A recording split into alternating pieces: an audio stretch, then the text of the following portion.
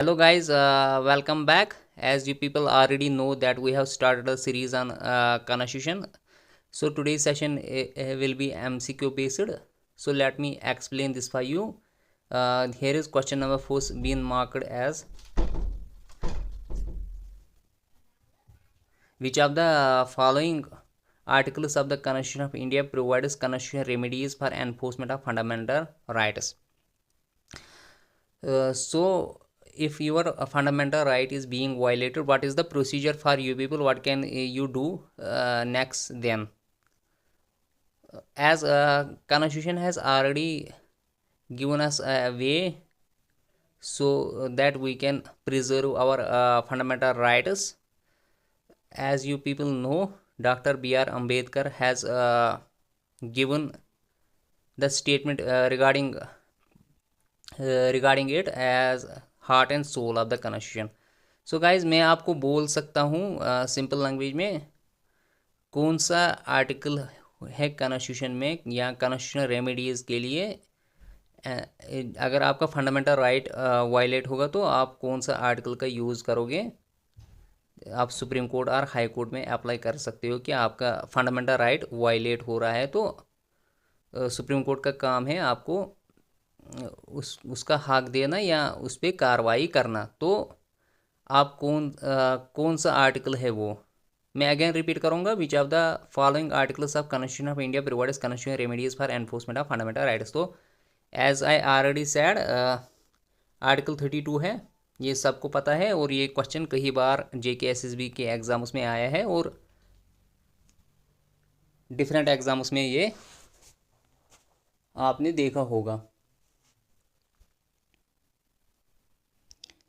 So guys यहाँ पे इसकी थोड़ी बहुत एक्सप्लेनेशन है. Article 32 provides constitutional remedies for the enforcement of fundamental rights. A person has the right to move to supreme court directly. वो supreme court जा सकता है या हाई कोर्ट जा सकता है. If any of his fundamental rights are violated, अगर उसका फंडामेंटल राइट वायलेट होता है तो वो सुप्रीम कोर्ट को अप्रोच कर सकता है अंडर आर्टिकल 32, जैसे कि मैंने ऑलरेडी मेंशन किया है. Therefore it is called heart and soul of the constitution. जो डॉक्टर अम्बेडकर ने इसके रिलेटेड बोला था, heart and soul of the. Mark this sentence, this is very important.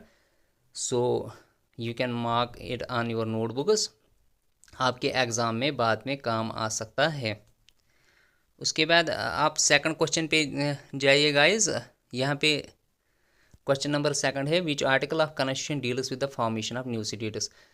कौन सा आर्टिकल है जो डील करता है फॉर्मेशन ऑफ न्यू स्टेट्स. ये क्वेश्चन भी बहुत इजी है, कई बार आया है एग्जाम्स में. तो आप आर्टिकल 2 बोलिए, आर्टिकल 4, आर्टिकल 5, आर्टिकल 3, कौन सा आर्टिकल लग रहा है आपको.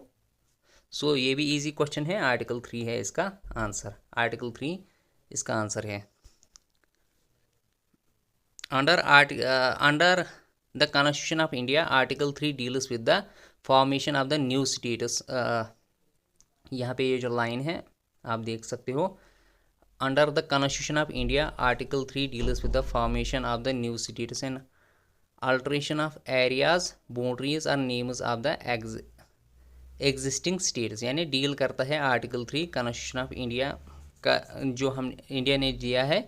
आर्टिकल 3 करता है deal formation of new states, alteration of areas, area को अल्ट्रेट कर सकते हैं. Boundaries or names of the existing जो स्टेट्स ऑलरेडी एग्जिस्ट करते हैं. किसके आर्टिकल के थ्रू आता है, आर्टिकल 3. उसके बाद इसका कलर चेंज करेंगे. सो क्वेश्चन नंबर थर्ड है what is the provision of article 49 of the constitution of India. So guys question बोल रहा है, अगेन मैं रिपीट करूंगा. What is the provision of article 49 of the constitution of India. Provision for free and compulsory education, first option. Protection of monuments and places and objects of natural importance. यही है इसका answer. बाकी हमें देखने की ज़रूरत नहीं. It is also one of the easy question. उसके बाद बाकी ऑप्शन भी पढ़ूंगा मैं. Prohibition of employment of children under age of 14 in factories and mines. उसके बाद promotion of international peace and security. मैंने बोला था question what is provision of article 49 of the constitution of India. As I already marked it, इसका answer ये आता है. Protection of monuments and places and objectives of natural importance. उसके बाद इसका आंसर की एक्सप्लेनेशन है थोड़ी बहुत, आप देख सकते हो।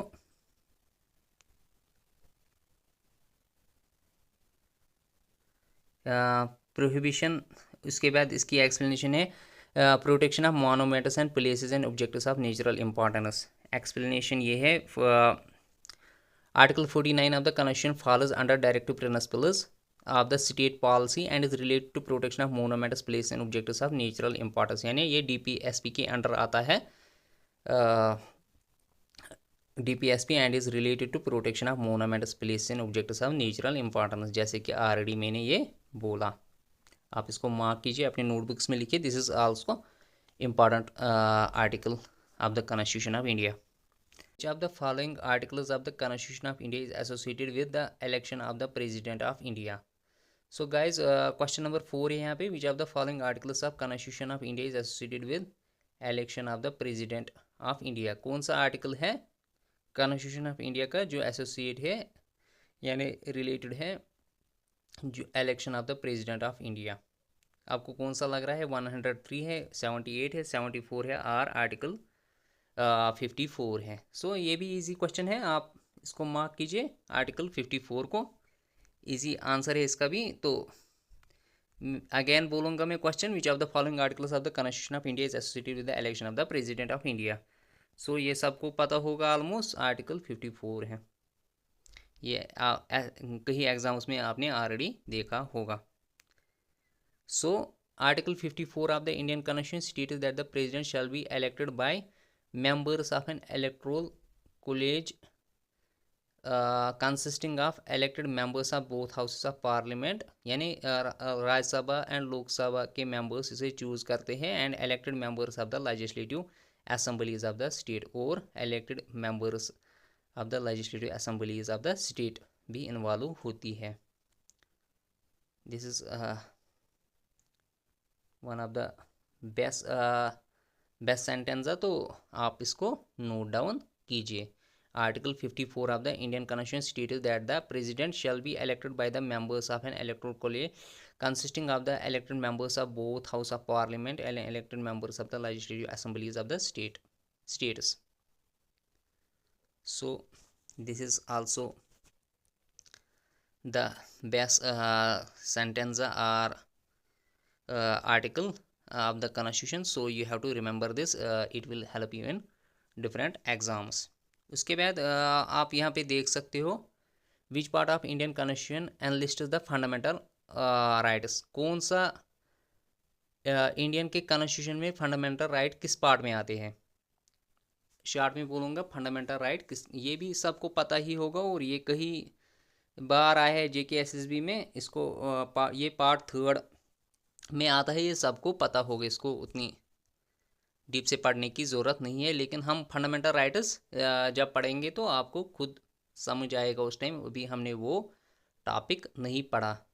ये पार्ट ऑफ कॉन्स्टिट्यूशन है, तो फंडामेंटल राइट बेसिक राइट्स होते हैं, तो इनको भी हमें कवर करना है। फंडामेंटल राइट्स DPSP को हमें कवर करना है, प्रीएम्बल को कवर करना है, तो ये सारे टॉपिक्स में आपको पढ़ाऊँगा। मैं जैसे कि मैंने ऑलरेडी बोला, पार्ट 3 में आते हैं, यहाँ पे एक्सप्लेनेशन है इसकी। Part 3 of the Indian constitution, यहाँ पे आप देख सकते हो, part 3 of the Indian constitution enlist the fundamental rights guarantee to the citizens of the country. So ये थोड़ा ज़्यादा हुआ इसमें। आप क्वेश्चन नंबर 6 पे जाइए। Which of the following article is related to right to freedom of religion in Indian Constitution? यानी कौन सा फंडामेंटल राइट है related to right to freedom of religion in Indian constitution? So हाँ, आ गया। सो यहाँ पे आर्टिकल 25, ये सबको पता होगा। आर्टिकल इसमें ऑप्शन है आर्टिकल 20, आर्टिकल 30, आर्टिकल 15, आर्टिकल 25, ये ऑलमोस्ट सबको पता होगा। Mark this article 25। यानी मैं अगेन क्वेश्चन रिपीट करूंगा, which of the following articles is related to right to freedom of religion in Indian constitution? यानी 25 to 28 जो आर्टिकल्स आते हैं वो इसी के रिलेटेड है, right to freedom of religion in Indian constitution. आप इसकी एक्सप्लेनेशन देखेंगे। Article 25 to article 28 of the Indian constitution guarantees the right to freedom of religion to all citizens who are residing within the territorial boundaries of the country, यानी जो रहते हैं territorial boundaries of the country, यानी अंदर जो रहते हैं India में, वो उनके लिए आर्टिकल 25 टू आर्टिकल 28 है। कॉन्स्टिट्यूशन उनको गारंटी करता है right to freedom of religion, चाहे कोई भी सिटीजन हो। Again, this is important. You have to mark this on your notebooks.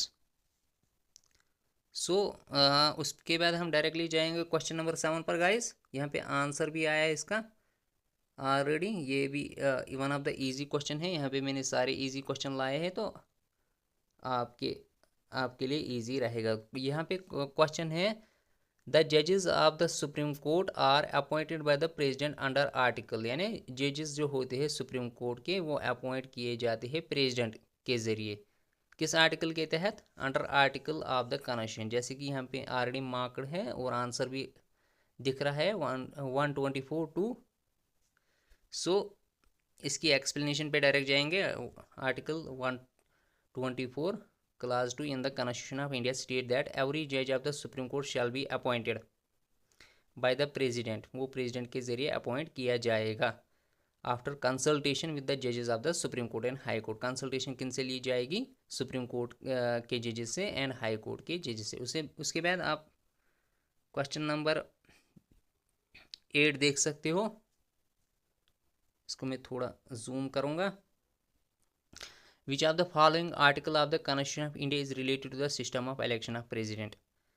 Election of president किसके अंडर आता है?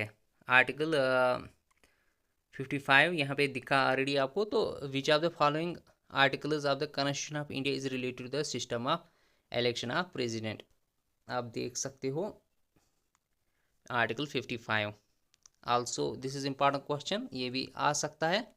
ऐसे ही आपको MCQs पढ़ने हैं। गूगल से पढ़िए, टेक्स्ट बुक से पढ़िए, गूगल पे या कहीं पे भी आप MCQ यूट्यूब से लगाइए MCQ सेशन, ताकि आपकी प्रेपरेशन की स्ट्रेंथ अच्छी रहे। सो मैंने ऑलरेडी क्वेश्चन बोला, which of the following articles of the constitution of India is related to the system of election of president.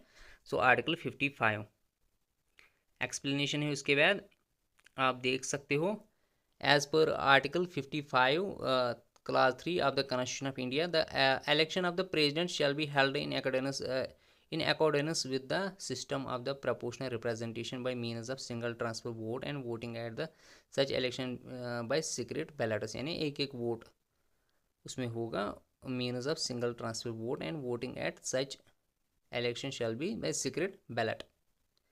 किसके तहत आता है? Article 55 class 3 of the constitution of India. उसके बाद क्वेश्चन नंबर 8 यहाँ पे आंसर भी आ रहा है। ये फास्ट हो रहा है थोड़ा, मैंने आंसर्स नीचे लिखे हैं, दैट इज़ वाई ये प्रॉब्लम हो रही है। और आपके लिए इससे प्रेपरेशन होगी। जैसे कि हमने कॉन्स्टिट्यूशन पे ऑलरेडी 2-4 वीडियोस लाए हैं, तो आपको MCQ सेशन जो आज मैंने लाया है, इससे स्ट्रेंथ मिलेगी। यहाँ पे आर्टिकल 75 इसका आंसर आया है, तो हम क्वेश्चन पढ़ लेते हैं। Article according to which article of the constitution of India shall the council of ministers be collectively responsible to Lok Sabha, यानी अकॉर्डिंग टू कौन सा आर्टिकल आता है constitution of India, shall the council of ministers be collectively responsible to Lok Sabha. वो collectively responsible होंगे किसके लिए? लोकसभा के लिए। Article 29, article 75, article 35, article 302। So article 75 इसका आंसर है, ऑलरेडी मार्क्ड है। यहाँ पे भी आप कर सकते हो मार्क। सो इसकी एक्सप्लेनेशन है, article 75(3) states that the council of ministers shall be collectively responsible to the house of the people, यानी council of ministers shall be collectively responsible, वो कलेक्टिवली रेस्पॉन्सिबल होंगे to the house of the people. उसके बाद question number 9 है। सो ये अच्छा question है, ये कई बार आया है, सुपरवाइज़र में भी शायद आया था, और रिसेंटली बहुत एग्जाम्स में मैंने ये क्वेश्चन देखा अनटचेबिलिटी का, in which article of Indian constitution the eradication of untouchability has been mentioned. ये फंडामेंटल राइट्स में आता है, तो ये सबको पता है ऑलमोस्ट, आर्टिकल 17। ये हमने कई बार ऑलरेडी मुझे लगता है मेंशन किया होगा अपने सीरीज़ में। सो ये भी इम्पॉर्टेंट है, ये अक्सर आप देखोगे जितने भी फंडामेंटल राइट्स हैं उन पे क्वेश्चंस आते ही आते हैं जेके एसएसबी में। तो आपको जितने भी फंडामेंटल राइट्स हैं ये सारे पढ़ने हैं, कौन सा आर्टिकल कौन सा फंडामेंटल राइट का क्या रोल है, आपको सारे फंडामेंटल राइट्स पढ़ने हैं, तो आपको एमसीक्यू सेशन इजी लगेगा। In which article of the Indian constitution the eradication of untouchability has been mentioned. यानी अनटचेबिलिटी के साथ ये डील करता है, यानी इसी के ज़रिए वो ख़त्म होगी, इरेडिकेशन होगी उसकी। सो आप उसके बाद इसकी एक्सप्लेनेशन है, ये मार्क कीजिए अपने नोटबुक्स में। Mark this under article 17 of the Indian constitution eradication of untouchability has mentioned untouchability is abolition now and its practice in any form is forbidden। सो ये एबोलिश हुई है अब, और इसकी प्रैक्टिस जो है किसी भी फॉर्म में है, इस forbidden and offence in accordance with the law, यानी एक ऑफेंस माना जाता है अकॉर्डिंग टू लॉ जो अनटचेबिलिटी या अनटचेबिलिटी पे बिलीव करता होगा। सो आप ऐसी ही एमसीक्यूज करे की प्रैक्टिस कर लीजिएगा, तो आपके